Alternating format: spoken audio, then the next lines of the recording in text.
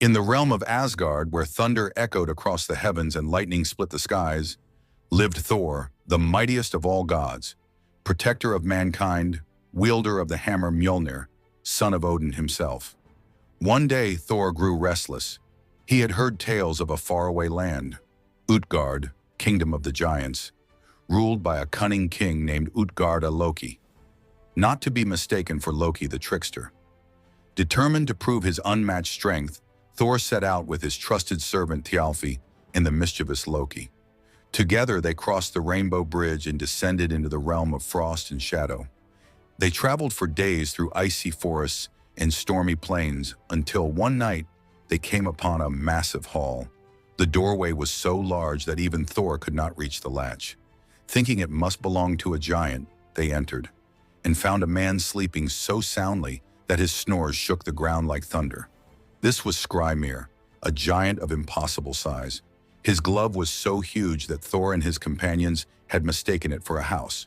When Skrymir awoke, he laughed, a deep rumbling sound that made the earth tremble. "Ah, Thor of Asgard," he said. "So you seek the road to Útgarð? Then I shall join you." They walked for miles, and when night fell, Skrymir offered his food bag to share. But no matter how hard Thor tugged, pulled, or cursed, the knot would not come loose. Angered, Thor raised Mjolnir high and struck the sleeping giant on the head. Once, twice, 3 times. Each blow shook the mountains. But Skrymir only stirred in his sleep, brushing at his forehead. "Was that a leaf?" he murmured. "Strange. I thought I felt a nut fall." By dawn, Skrymir left them, chuckling as he disappeared into the mist. "Tell King Útgarða-Loki that if you wish to prove yourselves, you must be stronger than you look." At last, the travelers reached the towering gates of Útgarð, surrounded by icy peaks and roaring winds. The gates opened to reveal a vast hall, filled with giants laughing and feasting. Upon the throne sat Útgarða-Loki, tall, calm, and cold-eyed. A ruler whose power was not brute force, but cunning. He looked upon Thor and smiled slyly. "So this is the mighty god of thunder? You are smaller than I imagined. Tell me, Thor, can you prove your greatness here in my hall?" Thor clenched his fists. "Name your test." First, Loki the trickster stepped forward. "I'll eat faster than any here," he said. Útgarða-Loki summoned his servant, Logi, whose name meant fire. Food was set before them, meat, bones, and wood alike. Loki ate the meat, but Logi devoured everything. Meat, bones, and even the wooden trough. The hall erupted in laughter. Loki had lost.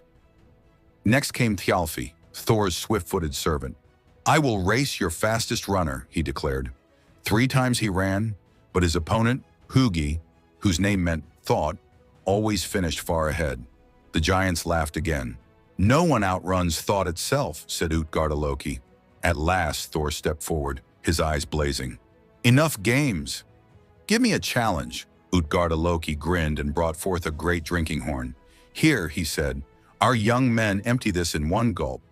Surely the god of thunder can do the same." Thor lifted the horn and drank deeply. Once, twice, thrice, but the level barely fell. When he set it down, he was red-faced with fury. The hall roared with laughter. Útgarða-Loki then gestured toward a large gray cat that slinked across the floor. "If drinking tires you, try this. Lift my house cat off the ground."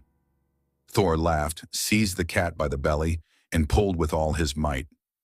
But the cat arched its back, higher and higher, until only one paw lifted from the floor. The hall thundered with laughter once more. Thor's temper blazed. "Enough of your tricks. Let me fight someone worthy." Útgarða-Loki nodded.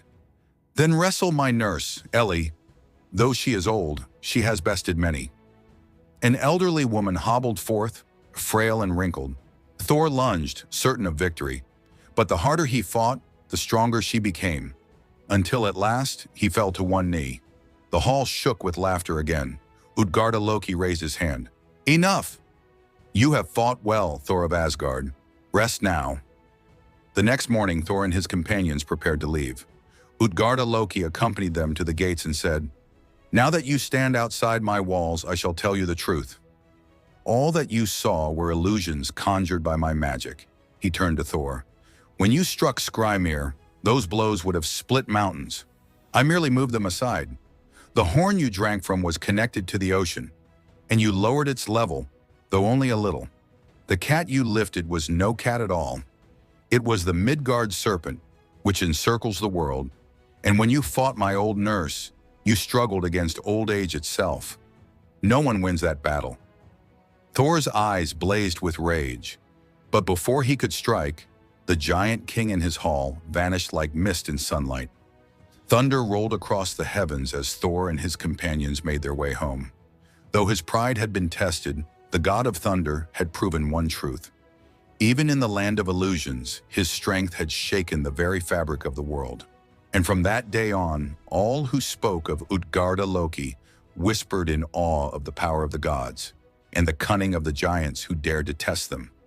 Even the thunder god himself once bowed to the power of illusion, for strength alone cannot conquer what the mind cannot see.